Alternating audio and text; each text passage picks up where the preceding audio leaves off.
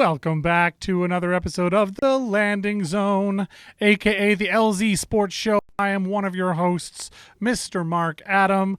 I am joined by the usual suspect, Mr. Keith McKnight, all the way from his home, keeping the social distance thing going. I really enjoy the safety that brings.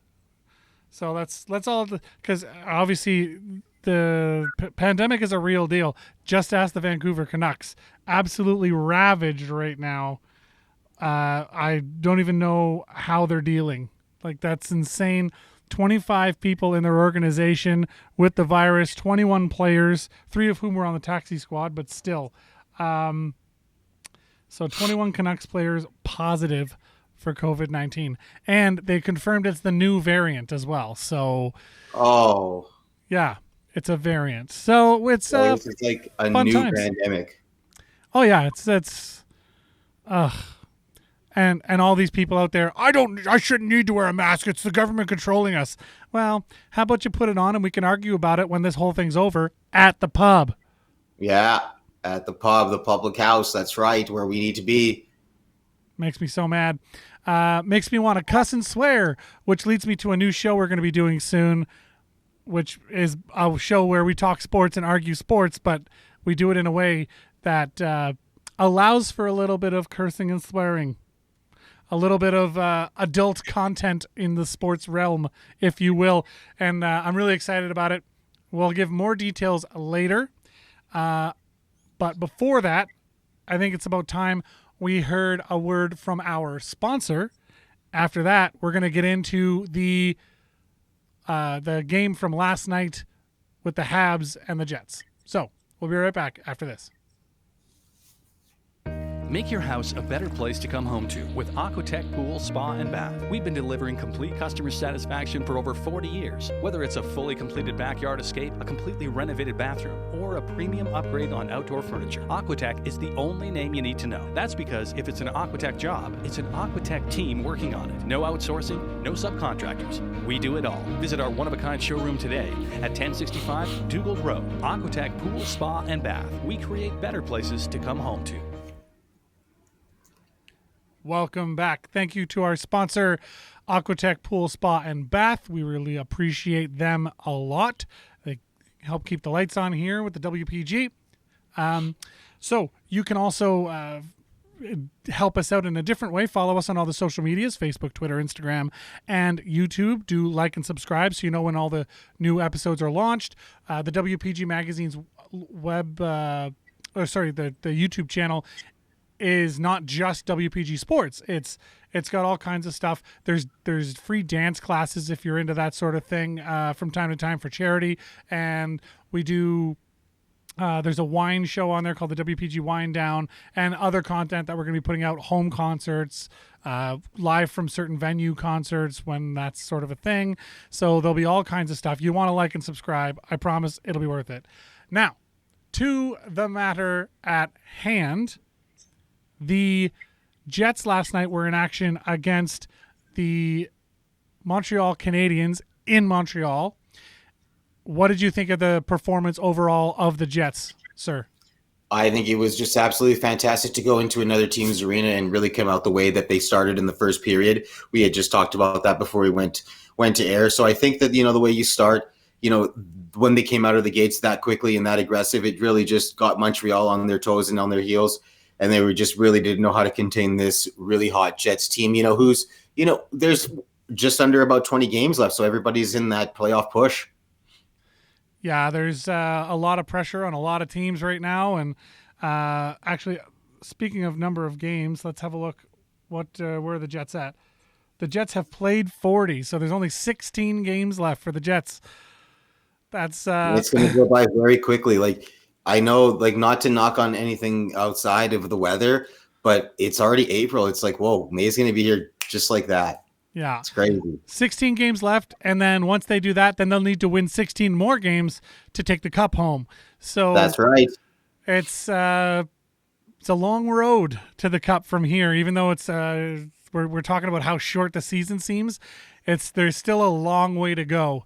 The Habs last night were unfortunately unable to overcome what was an absolute monster first period from the Jets. The Jets scored 3 of their 4 goals in the first period. It was a chaotic start to the game.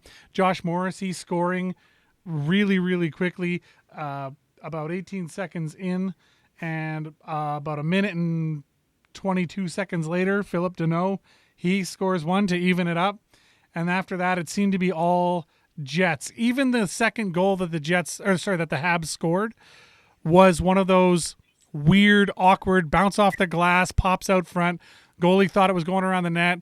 It's the second time it's happened to Hellebuck this season in Montreal. So, absolutely an unfortunate state of affairs on that second goal for Hellebuck, but not a lot of blame to be laid on him. Byron basically gets a freebie, and that's just how she goes sometimes. But allowing 38 shots, it seems to be the norm now for the Jets. They're just allowing a lot on net.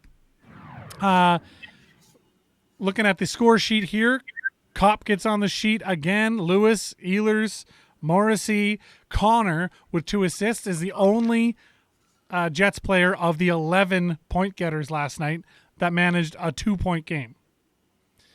He was the only one. So I'm really liking the Jets 24-13-3 record. That's a pretty thing to see. I know it isn't as impressive when you put it up against a Toronto Maple Leafs side that's currently sporting 27. Let's have a look at the playoff picture right now as it sits. Montreal flirting with the basement there. Vancouver, Calgary, their game was postponed last night, obviously due to Vancouver being ravaged.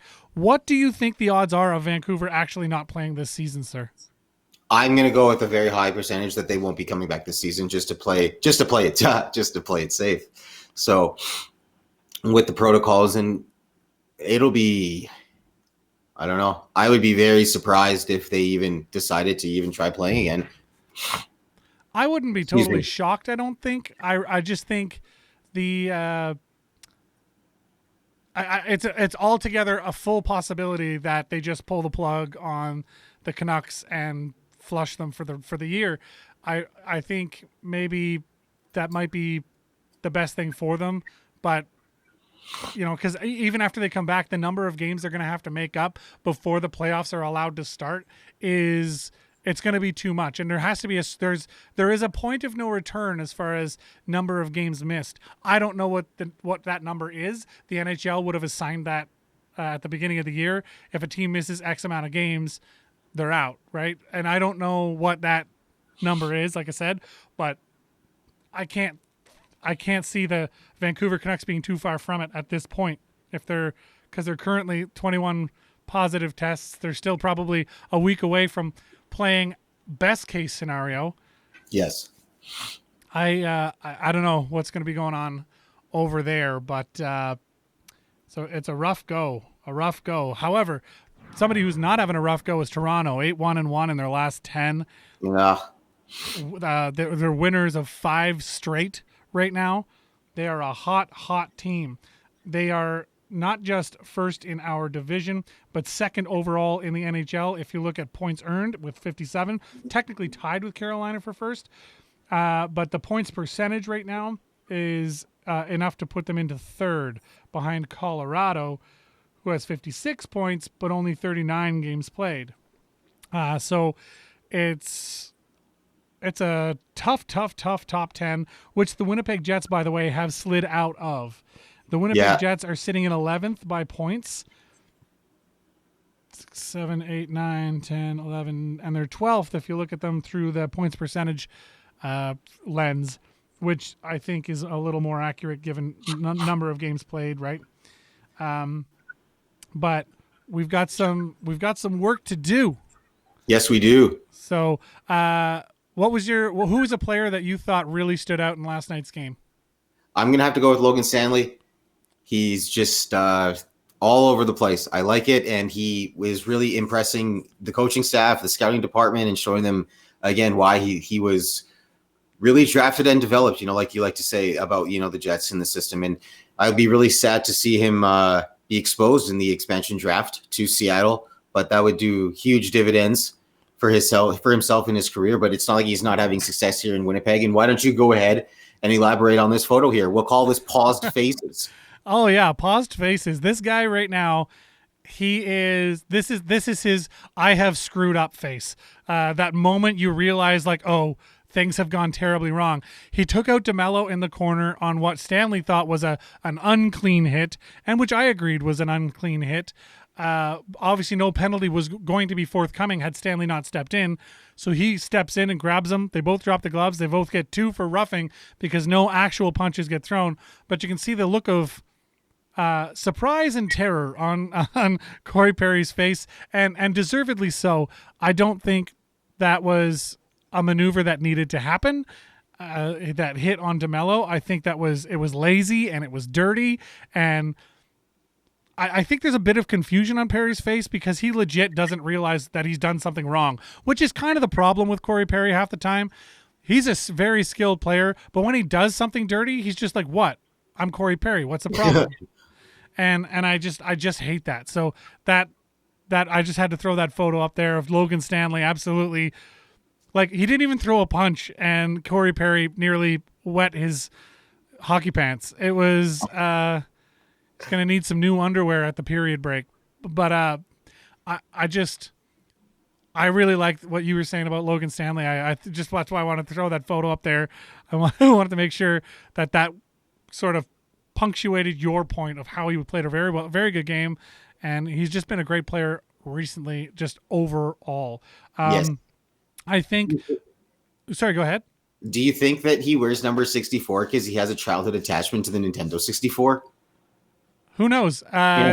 You're the king of really odd conspiracy theories. I love it. That's if we ever get a chance, let's ask him that question. Yes, we will. We may have to tweet that out to him. Yeah. Is your love for Nintendo what's driving your number choices? Anyway, that's a good way to ask him. It is what it is. Now that you've posed that, I actually kind of want to know. What do you think? Like, if you're watching this, give us a call or send us an email, or you can comment below on the YouTube channel, or if you're watching this right from the WPG.ca, you can actually just comment right there on the website itself. Your choice. Hit us up on Twitter, YouTube, Facebook, whatever, with your comment. But what I want to know is, answer Mr. McKnight's question. Do you think Logan Stanley's wearing number 64 because of his love of Nintendo 64? Interesting question. If you have any other thoughts that aren't Nintendo 64 or Logan Stanley related, you can also call and leave a message on the WPG Sports Line 431-800-4555, or you can email the LZ at thewpg.ca. We would love to hear from you. Okay, let's just jump in. I think my player, if I have to pick a player last night, I really thought Mason Appleton played really well. All right. I really thought he did. I thought he skated well. I thought he was in the right position a lot of the time. I thought he did everything that he possibly could to make a difference, however he could make a difference. And he was out there on, like, there was some unfamiliar footing last night with some lines being shuffled around. Harkins was in the lineup. That was kind of nice. And I just thought that if I had to pick a player, Mason Appleton ends up with an assist on the day. Mind you, there weren't a lot of Jets that didn't end up with points last night, but it was very spread out as far as the scoring is concerned. But I love the way the kid plays. He reminds me of a younger Kyle Connor, and I think that with Wheeler out and everybody needed to sort of step up their game, I think a lot of people did that, but Mason Appleton for me stood out. Just he was always in the right spot, doing the right things, not making mistakes, not making silly decisions. He was just it was a hard game to pick a favorite player from because there was so much good happening for the Jets last night, especially in that first period. A lot of the second period, there were some lapses in the third that were a little rough, but I thought Mason Appleton overall played a great game. So that was my take on that. So the Montreal Canadiens now 3-3 since their COVID break. They're on a slide. What do you figure their odds are to make the playoffs? No chance whatsoever. There's lingering problems in the Montreal Canadiens like organization, and I'm not talking that just with the team. Like, I don't know what Marc Bergevin's continued to do with this team right now, but it's not heading down the right path. And I think that they just need to.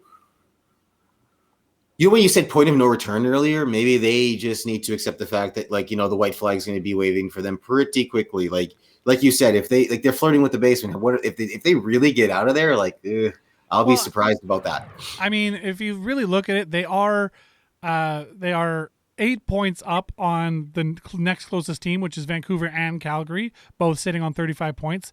Ottawa they're a write-off for the year, obviously, but I think, you know, Calgary would be the team to take them over, with Vancouver being absolutely decimated by this virus. But yeah, I think Montreal makes it. I think that they lucked out. I think they lucked out that Vancouver got hit with the virus when they did, and how badly it has ravaged their squad. I really think Montreal dodged a huge bullet there, because prior to Montreal needing to take a break because of their COVID issues, they were not trending upward. They were already sort of heading down, and Vancouver, before they ran into the Jets, were 7-3 or 7-2-1 in their last 10. They ran into the Jets, and then they come out of that 6-3-1 in their last 10. So it's pushing wins off the other end and adding losses. So the Vancouver Canucks were actually on their way to take Montreal over. I think this whole virus thing in Vancouver is going to be the reason Montreal makes the playoffs, if they make the playoffs. We've talked about it before on the show. You look in the points percentage column there, that .581 for Montreal, .560 is the average points percentage required to make the playoffs. Wow, when you explain it to that point, oh wow, maybe now I'm caught with my foot in my mouth here. Well, I think, had Vancouver not been ravaged by the virus, I would have been with you. I would have said they're probably not going to make the playoffs because Ottawa's going to take them over. Vancouver's going to take them over. Ottawa, get out of here, Ottawa. Vancouver's going to take them over. That would have been my takeaway as well, of analyzing the way that things were moving forward, because Vancouver was playing such good hockey right up to that point.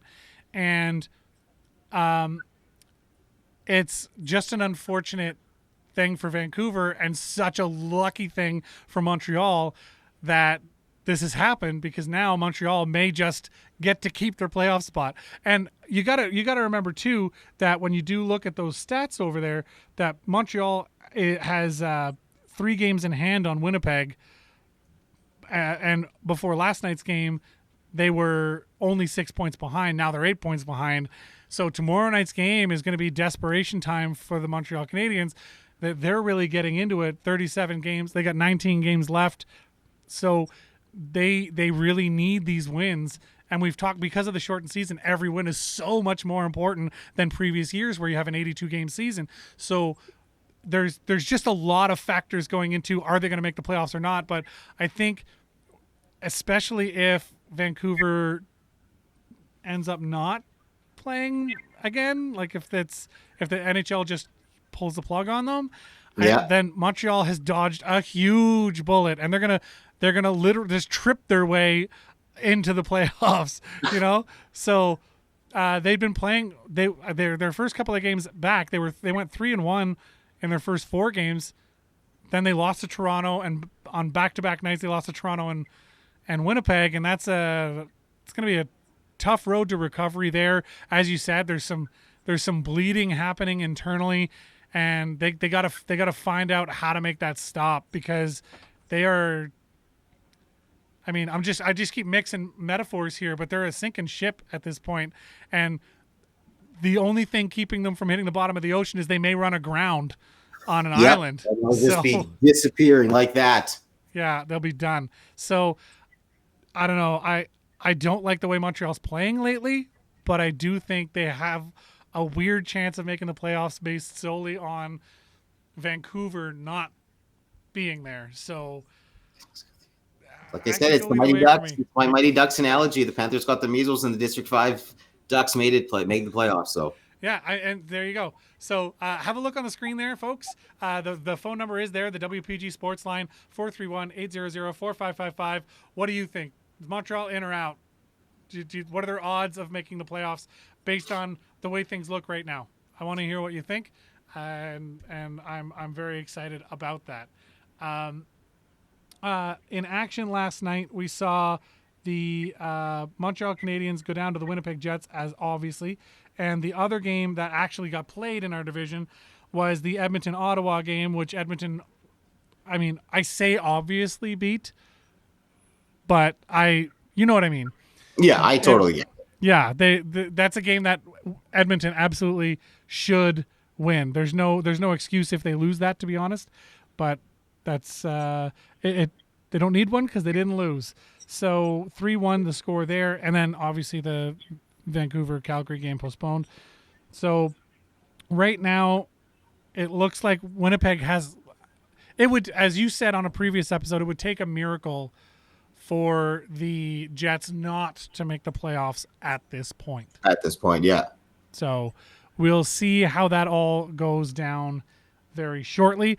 Was there anybody that you thought, because the Montreal Canadiens also, they were without Armia, Gallagher, who else was out last night?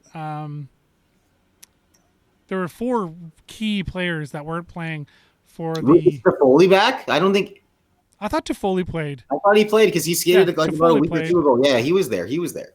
But there was a couple other key players that were out for the Montreal Canadiens that I think sort of made things a lot easier for the Jets.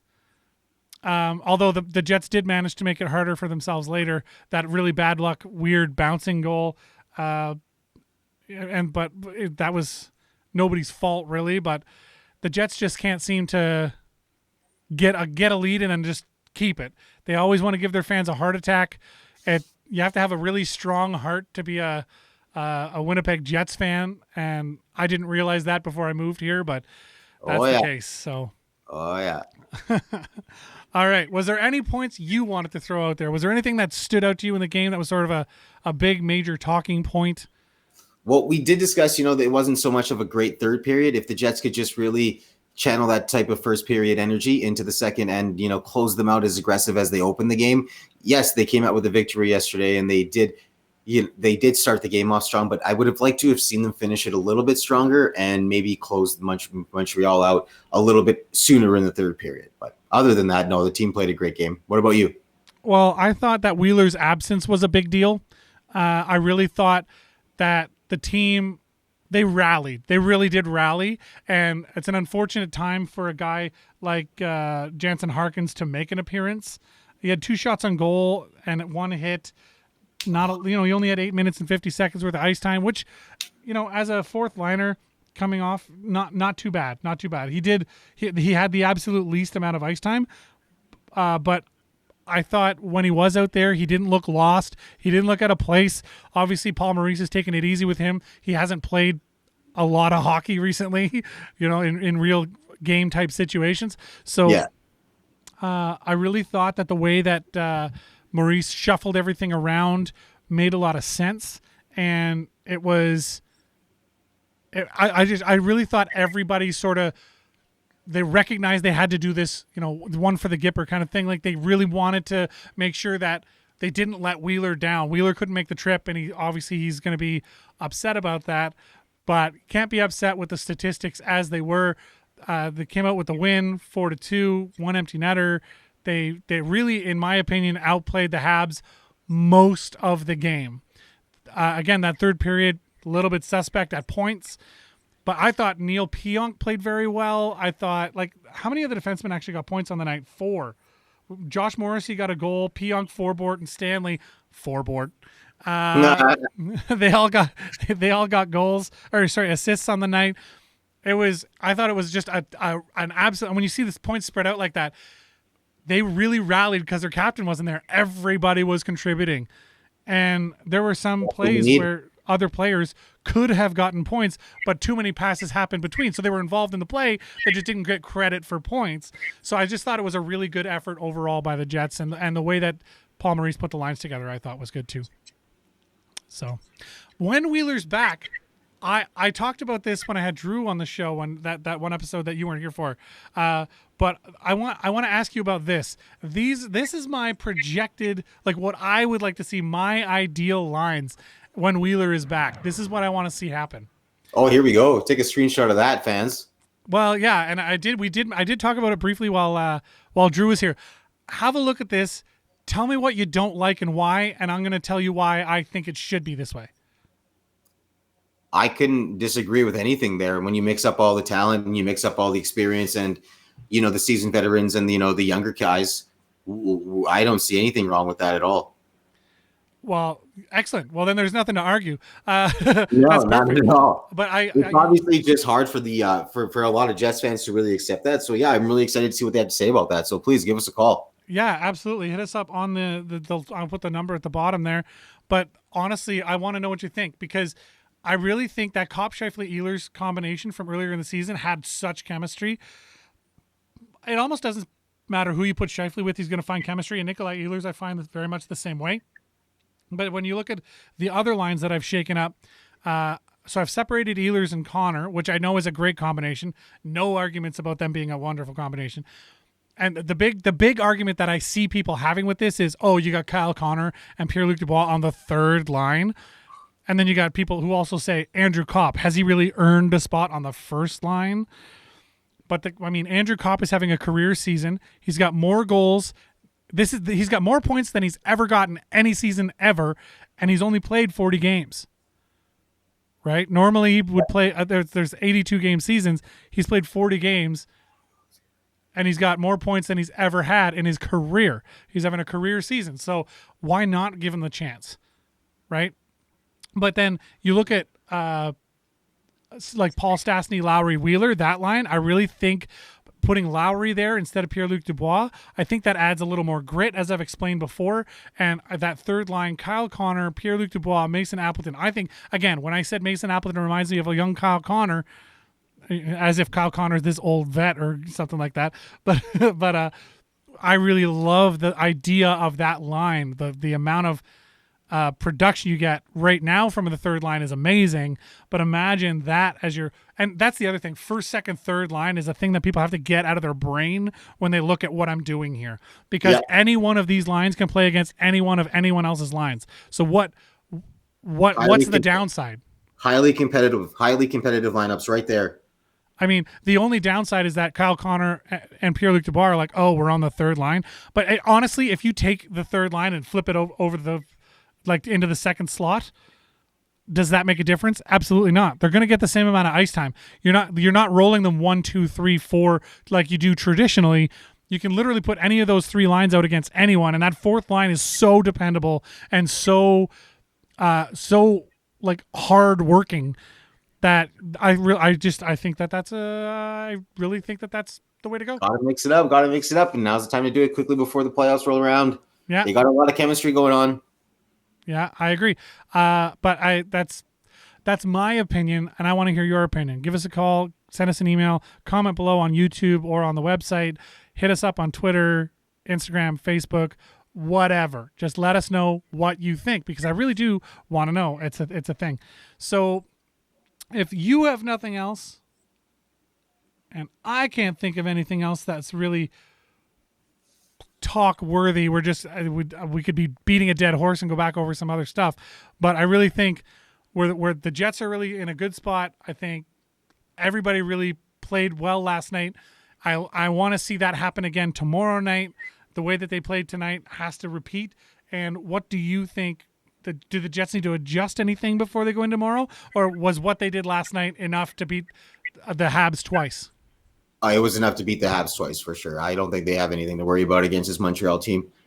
Okay, and I agree. I just sometimes you want to be able to find something so that there's the controversy to talk about. But honestly, what they did last night was effective, and why mess with it? Paul Maurice has always shown us that he's very much a if it ain't broke, don't fix it kind of guy.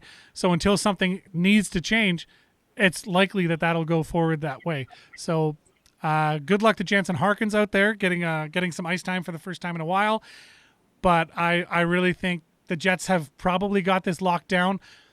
the Habs are going to go back to the drawing board, and it'll depend also on those injuries and who comes back from that. So if there's anybody, like if they get Gallagher back, that's a big deal. If they get Armia back, I know a lot of people said that's not such a big deal when you look at the online comments, but I really think that he contributes a lot to that team. So players like that are important. I'm going to leave it with that.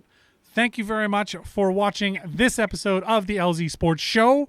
For myself and my partner here, Mr. Keith McKnight, thank you very much for watching. We want to thank our sponsor, Aquatech Pool, Spa, and Bath.